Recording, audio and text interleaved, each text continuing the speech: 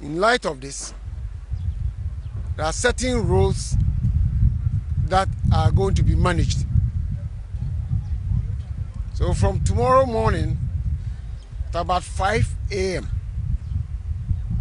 traffic police officers will be deployed to manage traffic that are coming from Laboni and Osu through the Independence Square to the Central Business District. What is it is that we will ensure that there is no congestion. And so as and when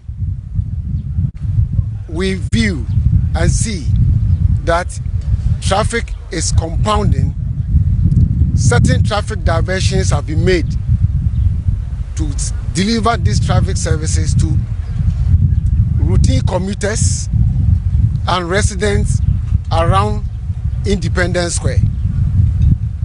Those on La Road, when the road is blocked, will be diverted onto the Oxford Street.